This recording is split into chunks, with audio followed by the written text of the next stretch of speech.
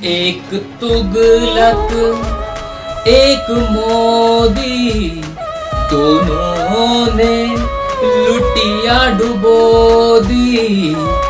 अंतर क्या दोनों की बुद्धि में बोलो, अंतर क्या दोनों की बुद्धि में बोलो।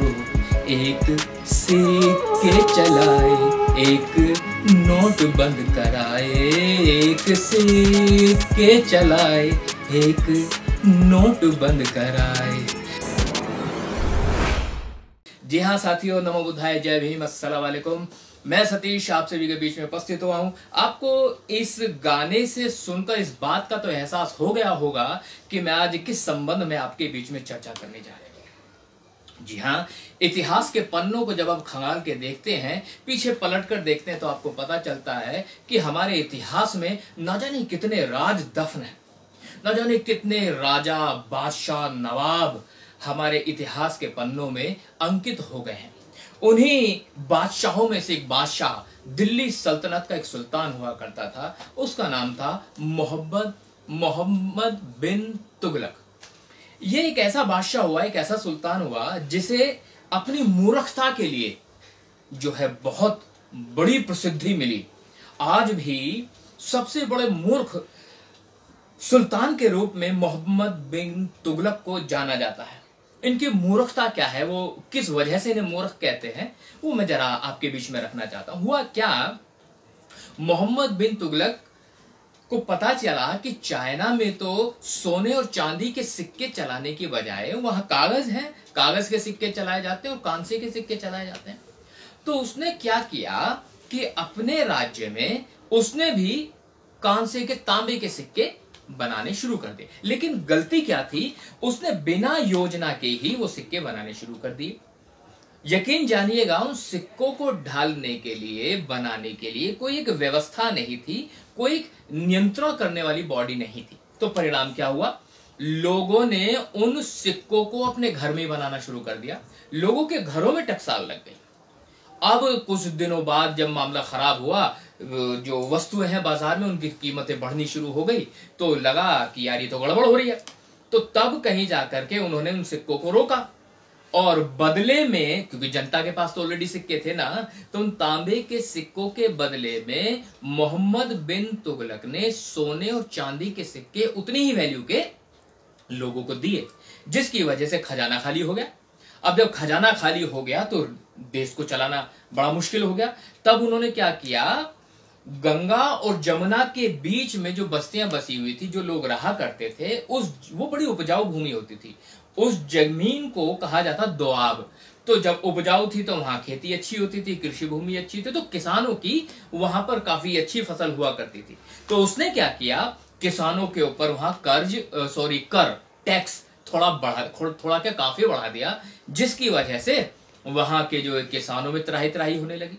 फिर उस वाले निर्णय को भी वापस लेना पड़ा और एक ऐसा निर्णय ले लिया उस व्यक्ति ने कि अपनी राजधानी दिल्ली से बदलकर साउथ में चला गया, दौलताबाद। और मजे की बात यह रही कि वो अपने साथ अपनी राजधानी में रहने वाले तमाम लोगों को साथ लेके चल पड़ा, जिसका परिणाम क्या हुआ कि उसके साथ जो लोग जा रहे थे, बहुत सारे लोग हारी, बीमारी से मर गए, कुछ भूख से मर गए, कुछ सफर से मर गए, कुछ थकावट से मर गए। अभी वहां पहुंचा भी नहीं था, उसे एहसास हुआ कि यार गलती हो गई। तो फिर कहने लगा चलो चलो वापस चलते हैं। अब वो फिर वापस दिल्ली आया। तो एक ऐसे कारनामे उसके रहे जिसकी वजह से उसे मूर्ख सुल्तानों या बादशाहों के रूप में जाना जाता है इतिहास में। अब जब मैं इसका इतिहास पढ़ रहा था तो वर्तमान में एक और बादशाह है जिससे जोड़कर मैंने देखा तो पता चला कि यार ये तो वास्तव में ऐसा ही है। कैसे, उस व्यक्ति ने सिक्के बंद करवाए थे और ये एक जो नया बादशाह बन के आया है भारत का, इसने नोट बंद करा दिए। अच्छा, नोट बंद कराए वो भी बिना प्लानिंग के, कोई प्लानिंग नहीं थी।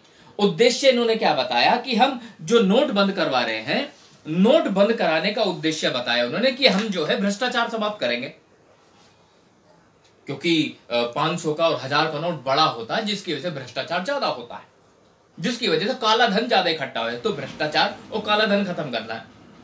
उन्होंने नोट बंद कर दिए। मुझे तो ऐसा लगता है कि भ्रष्टाचार कम होने की वजह उल्टा भ्रष्टाचार बढ़ गया था। बैंकों से लोगों ने अपने नोट दे देकर बदलवाए।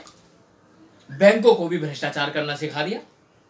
काला धन जिनके पास जैसा था वो वैसा ही बना रहा और उल्टा बढ़ गया। एक बात बताएं, नोट बंद किए 500 के और 1000 के, और 2000 का नोट चालू किया। इसका मतलब क्या हुआ? जब आप 1000 के नोट से कह रहे थे काला धन बढ़ रहा है, तो 2000 का नोट छापने से क्या काला धन घट गया? नहीं हुआ। तो ये एक डिसीजन ऐसा रहा जो बिना प्लानिंग के हुआ, जिसकी वजह से परिणाम क्या हुआ? लाखों लोग, करोड़ों लोग सड़कों पे आए, लाइनों में लगे, सैकड़ों लोगों की मौतें हो गई, जिसका दूरगामी परिणाम क्या हुआ? भारत की जीडीपी गिर गई। जिसका दूरगामी परिणाम क्या हुआ? भारत में वस्तुओं की कीमतें बढ़ती चली गई। जिसका दूरगामी परिणाम क्या हुआ? कई सालों तक वो दिक्कतें जो थी बैंकिंग प्रणाली की, वो हमें सताती रही, परेशान करती रही, क्योंकि वो सही डिसीजन नहीं था, सिस्टम से नहीं लिया गया डिसीजन।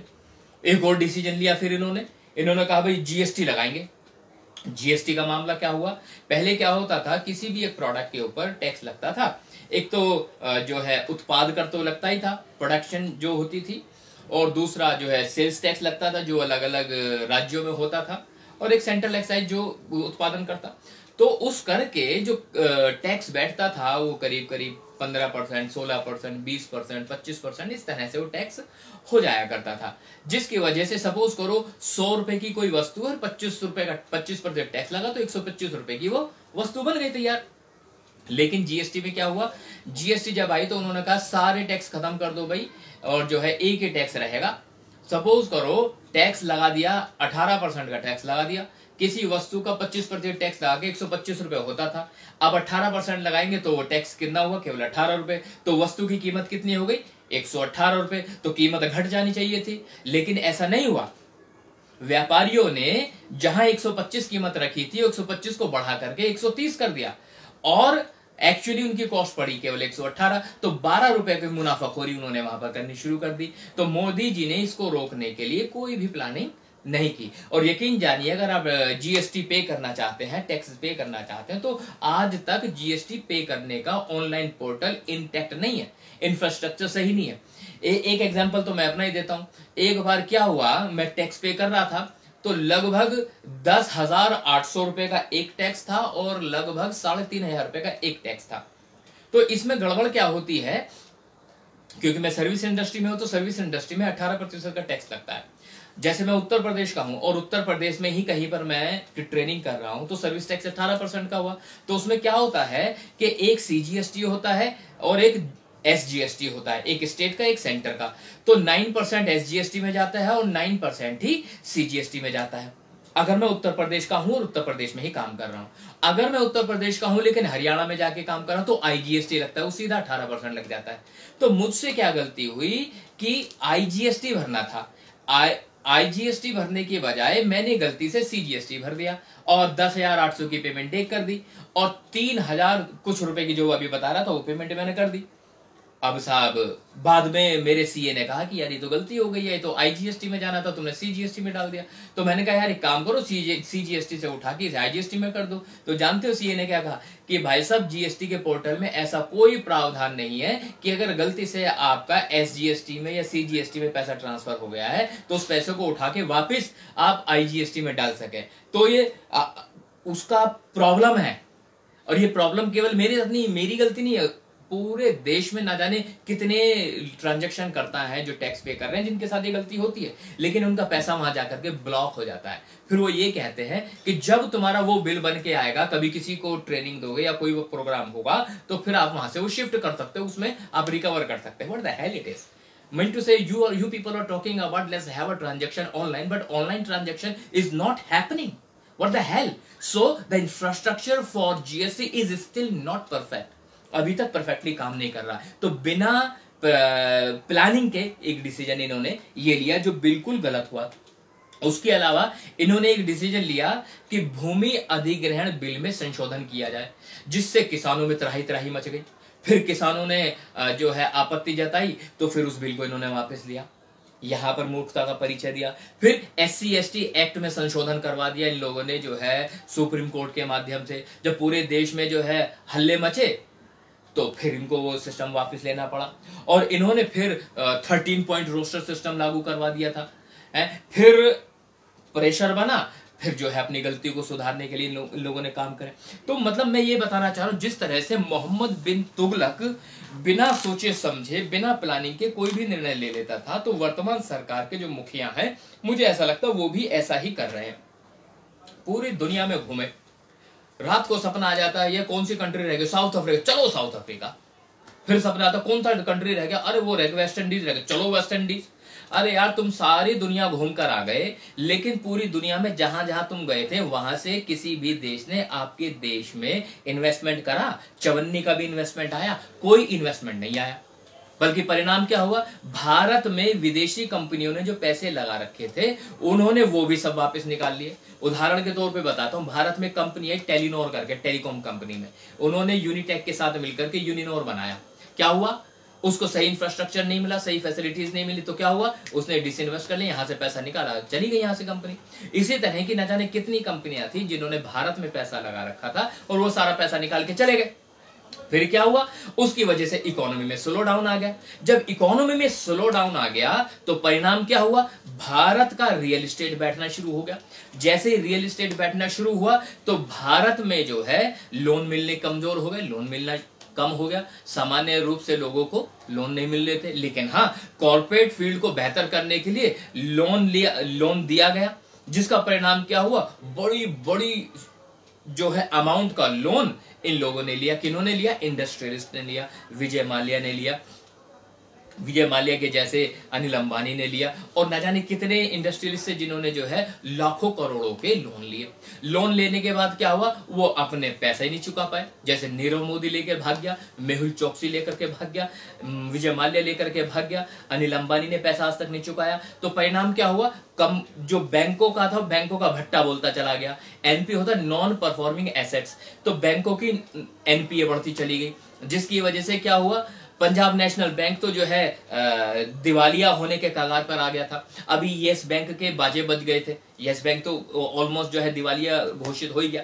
तो एनपीए जैसे बढ़ा, एनपीए बढ़ने की वजह से इकोनॉमी में और स्लो डाउन आया, जिसकी वजह से जीडीपी धड़ाम होनी शुरू हो गई।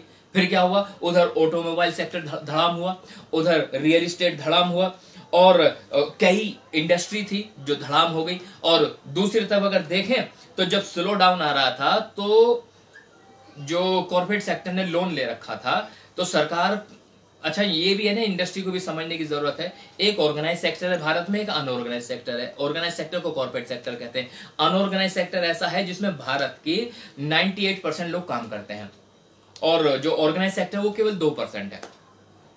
ऑर्गेनाइज सेक्टर में जो है सारी इंडस्ट्रीज आ जाती है, ऑटोमोबाइल इंडस्ट्री आ जाती है, टेलीकॉम इंडस्ट्री आ जाती है, टेक्सटाइल उसमें आ जाती है, एफएमसीजी उसमें आ जाती है, और इलेक्ट्रिकल मतलब तमाम इंडस्ट्री जो ऑर्गेनाइज सेक्टर वो उधर आ जाता है। लेकिन वो केवल 2% अकाउंट कर रहा है। लेकिन दूसरी तरफ 98% वाला, जिसमें किसान आते हैं, कामगार आते हैं, कारीगर आते हैं, मजदूर आते हैं, ठेला पटरी वाले आते हैं, छोटे हॉकर्स आते हैं, व्यापारी आते हैं, एसएमई छोटे छोटे कामगार वाले लोग जो आते हैं, वो 98% है। इस मूर्ख व्यक्ति से पूछो कि जो कॉर्पोरेट सेक्टर का जो लॉस था उसको पूरा करने के लिए 1,40,000 करोड़ का कर्जा, किसका, कॉर्पोरेट सेक्टर का, किसका, ऑर्गेनाइज सेक्टर का, किसका, ये जो बड़े बड़े धन्ना सेठ है इंडस्ट्रियल, इनका माफ कर दिया। 1,40,000 करोड़, जो केवल 2% नौकरियां देता था। लेकिन 98% लोग जहां कार्यरत थे अनऑर्गेनाइज सेक्टर में, उनको इन्होंने चवन्नी की भी मदद नहीं करी, किसानों के कर्जे माफ नहीं किए, जिसकी वजह से किसान आत्महत्या करना शुरू कर चुका था। अब परिणाम क्या हो रहा है, अब लोगों की नौकरियां जा रही हैं। आपको जानकर हैरानी होगी, बेरोजगारी दर अगर आप पिछले 10 सालों का देखें तो चरम सीमा पर जा पहुंची है। इंटरनेशनल मार्केट में कच्चे तेल की कीमतें गिर चुकी हैं, लेकिन भारत में अभी भी पेट्रोल की कीमत आसमान छू रही है। परिणाम ये हो रहे हैं कि बिजली की दरें बढ़ती जा रही हैं, खाने पीने की चीजें महंगी होती जा रही हैं, ओढ़ने पहनने के कपड़े महंगे होते जा रहे हैं, अब तो इलेक्ट्रॉनिक आइटम भी महंगे हो गए हैं। तो आलम क्या हो गया, जो इकोनॉमी है, इकोनॉमी का बिल्कुल बाजा बजा हुआ है। जानते हो ऐसा क्यों हो रहा है, क्योंकि इस सरकार के पास प्लानिंग नहीं थी। बिना प्लानिंग के इन लोगों ने ये काम किया। अब बिना प्लानिंग के इन्होंने जो लॉकडाउन हुआ है कोरोना वायरस की वजह से, अब ये भी बिना प्लानिंग के कर दिया। इन लोगों को पता होना चाहिए था, लाखों लोग, करोड़ों लोग अपने घरों से निकल करके एक शहर से दूसरे शहर, एक राज्य से दूसरे राज्य काम करने जाते हैं। लाखों लोग ऐसे हैं जो रोज कुआं खोदते हैं, रोज पानी पीते हैं। लाखों लोग ऐसे हैं जो सवेरे से शाम तक कमाते हैं, रात को फिर उनके घर में चूल्हा जलाया जाता है। लेकिन इनकी परवाह किए बगैर, उनके लिए कोई भी व्यवस्था किए बगैर इन लोगों ने लॉकडाउन कर दिया और कोरोना का प्रकोप बढ़ता चला गया। इन्होंने वेंटिलेटर की व्यवस्था नहीं करवाई, लॉकडाउन कर दिया और कोई व्यवस्था नहीं करवाई। इन्होंने जो है ना तो आइसोलेशन वार्ड की व्यवस्था करवाई, ना ही हॉस्पिटल्स की व्यवस्था करवाई, ना ही वेंटिलेटर्स की व्यवस्था करवाई, ना सैनिटाइजर्स की व्यवस्था करवाई, ना इन्होंने मास्क की व्यवस्था करवाई और ना ही इन्होंने पर्सनल प्रोटेक्टिंग इक्विपमेंट की व्यवस्था करवाई। जिसका परिणाम क्या हुआ कि आज चारों तरफ अफरा तफरी हो गई। केवल लॉकडाउन लॉकडाउन और लॉकडाउन हुआ, और अगर लॉकडाउन के अलावा कुछ हुआ तो ताली बजी, थाली बजी, दिए जले, लेकिन कुछ भी कॉन्क्रीट नहीं हुआ। तो आपको नहीं लगता साथियों कि यह व्यक्ति भी उसी तरह के कार्य कर रहा है जैसे कार्य मोहम्मद बिन तुगलक किया करता था? मैं उम्मीद करता हूं कि आपको मेरा ये कंपैरिजन जरूर अच्छा लगा होगा,